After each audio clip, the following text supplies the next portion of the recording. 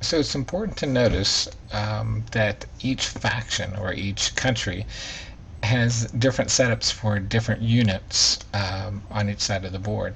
So the French and the British line infantry both have 4 blocks. By the way, this file is available on the Geek. The line infantry for the both sides have the same number of blocks.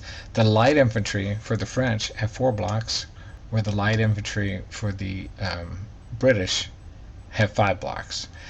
Rifle light infantry is 3, which is not available on the French side, and you'll notice that the cavalry, light cavalry, only has 3 blocks, where most of the cavalry for the French player has 4 blocks. So it's important to notice how many blocks that you have for the setup, so that way you're accurately reflecting, what your strength should be at the beginning of the game. It's a lot of people mess this up just because you get used to playing it one side or the other, and you start thinking, oh yeah, this side's got this, but you'll get used to it. It makes sense after you kind of learn more about the history of the game. So looking at the movement, this unit can move 1 and fire. He can move 1 and fire, or move 2 and not fire. The Grenadiers can move 1 space and fire. The Young Guard can move 1 space and fire, or 2 spaces and not fire. So you can kind of follow how this pattern works. The Light Cavalry is a melee only. That means he has to be adjacent to the enemy to attack him, and you'll notice that the fire and hold, which is a range fire, is not available for him, and also the fire and move is not available for him because he must be adjacent to the enemy to hit.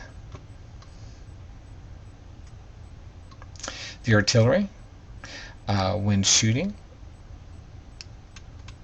has a range of 5 here, and his power, when he's at a strength of 2 or more, and the unit strength is 4 at the adjacent hex, 3, 2, 1, and 1. So as the distance to the target gets further away, he gets less die. If his strength is reduced down to 1, and this is for the foot artillery, his strength for the adjacent hex is reduced down to 3, 2, 1, and 1. And the horse artillery has a range of 4, and in the adjacent hex his maximum firepower is 3, and 3 and 4 hexes away his firepower is 1. And then if he goes down to 1, it's 2 or more basically, and then if you've got down to 1, his firepower is reduced here.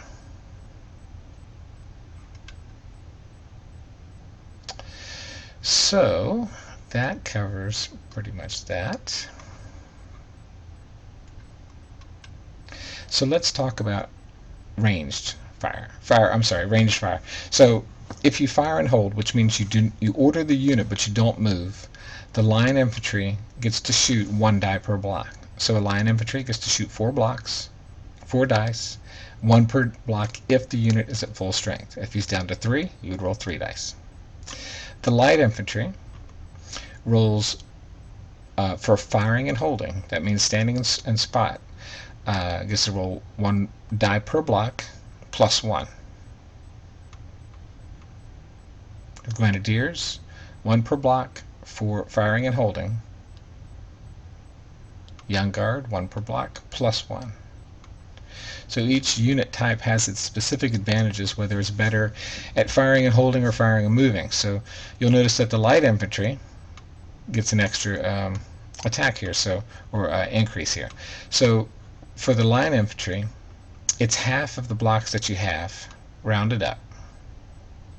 So if you have 3, it would be an attack of 2.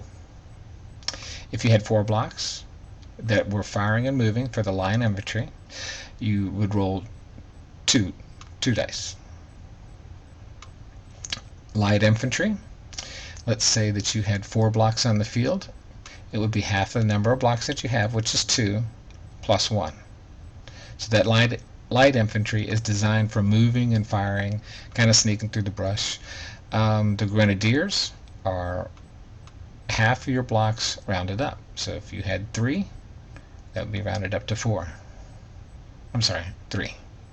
Half your blocks would be 1.5, rounded up is 2. Young Guard, half your blocks. If you had 4, you're down to 2 plus 1. That will give you 3 dice. And the last thing is melee. Now the line infantry is designed to fight in melee, so they get a +1 versus infantry. So you notice you have a die here per block. So if you have 4, you're shooting at 4, and then +1 if it's against an infantry. On the light infantry, it's just 1 per block, and that's if you're in melee up against somebody. Grenadier, 1 dice per block, +1 in melee. And just go down the chart here and you can see how that is affected. And you'll notice the chart changes for the British player.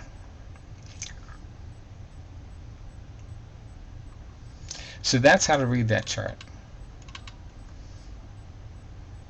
Now some units can also ignore flags. You can ignore 1, ignore 2.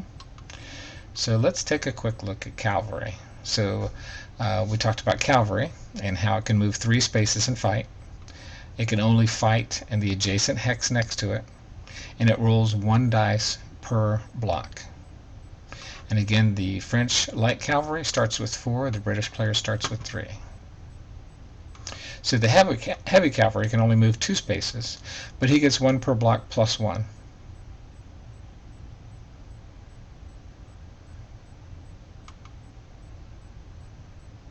Okay, so that's a basic overview of how the units work in the game. So let's do a sample card on the board here, and let's pretend like we're going to order 2 units in the center, and I'm going to start with something simple such as line infantry. So I'm going to order this unit and order this unit.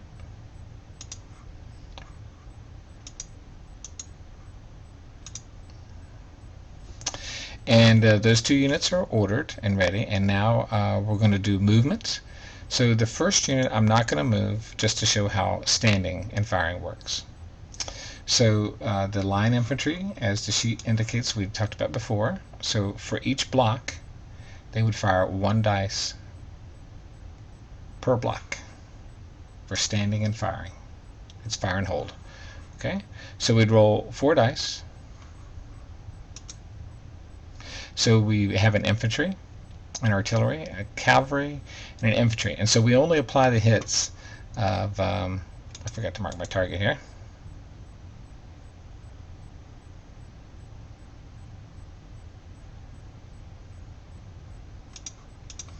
Okay, so we're going to apply 2 hits.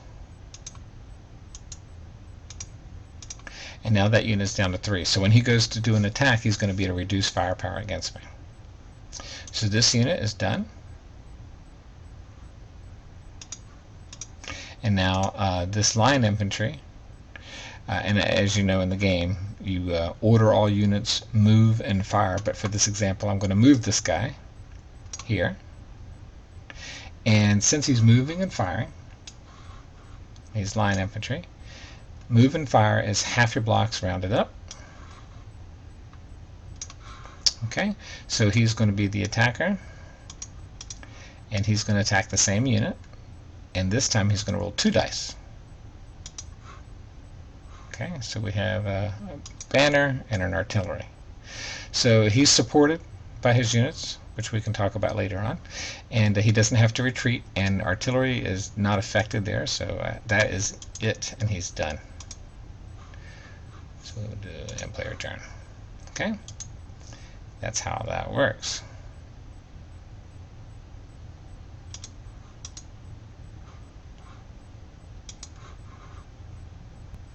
So an interesting mechanic that can happen in the game is the form square option. And what happens here is I'm going to order my left flank here. I'm going to order this cavalry to come up, which can move 4 spaces. He's going to stop there, and he's going to declare an attack against that line infantry. So we're done with our ordering, and we're doing our attack. And now the British player has the option of forming square. So if he decides to form square, what happens is he will lose one of his cards, his command card. So if he has a command card base of 5 cards, he will be now down to 4 cards, and 1 card is laid face down on the board that the British player will know what it is. It's drawn at random, and this little square marker is marked on here.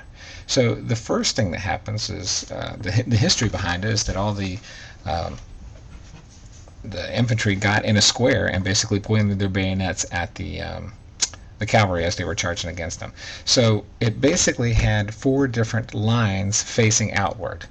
So what's simulated in the game here is that the infantry is able to roll 1 die to see if it can get the cavalry to retreat. So if we roll a retreat flag, the cavalry will retreat. And it did not.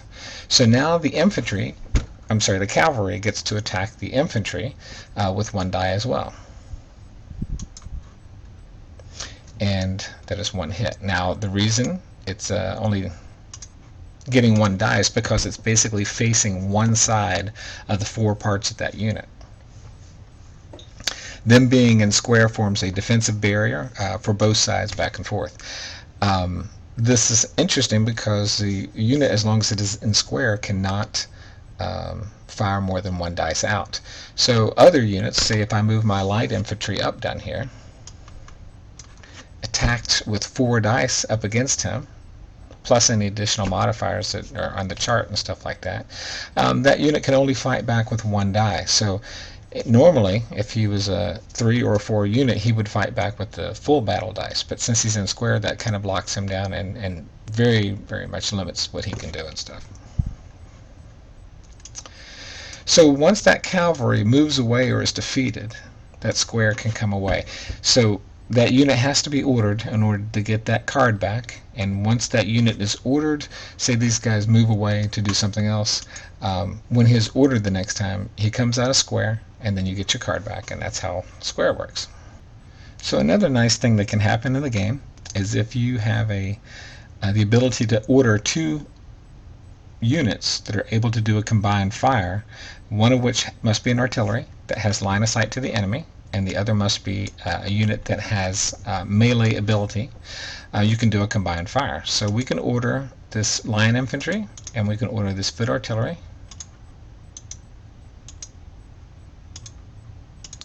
and we can do a combined fire if we had an order 2 in here. So we could order this unit, move him up into melee up against these guys.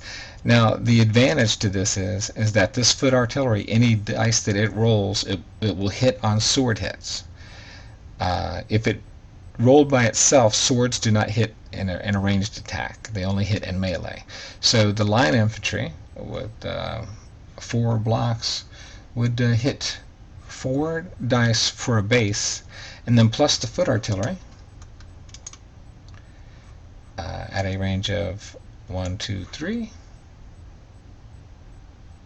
gets 2 more. So we're looking at a total of 6 dice, and the swords will hit on here.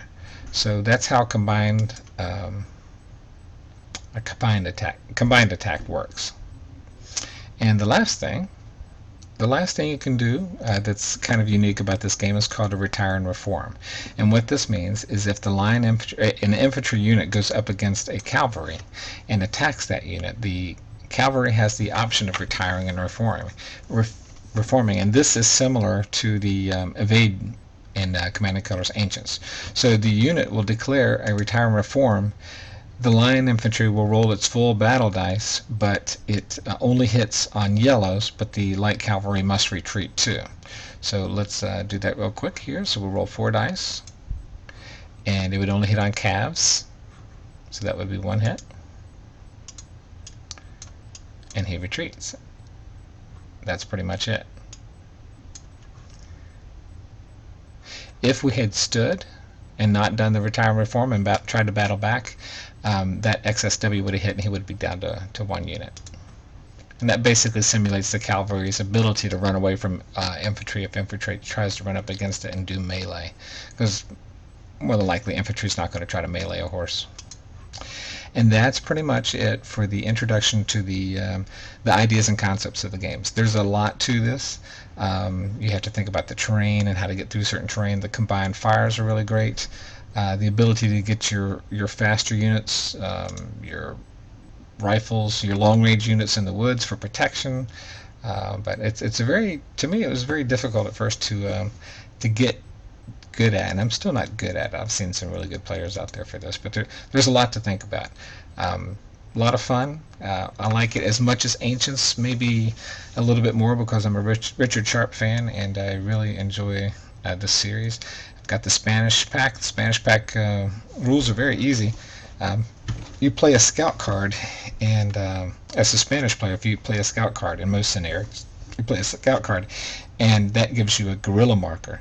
So you collect those guerrilla markers, and anytime you want to cancel the French player's card, you just basically lay it on the board, and it cancels their ability to play a card at all. So very, very nice thing. Even though your units are weaker, I haven't done a unit by unit comparison as far as how weak they are, but from what I understand, if you're going to play the Spanish player, it's important to stand and fire and not try to move and fire.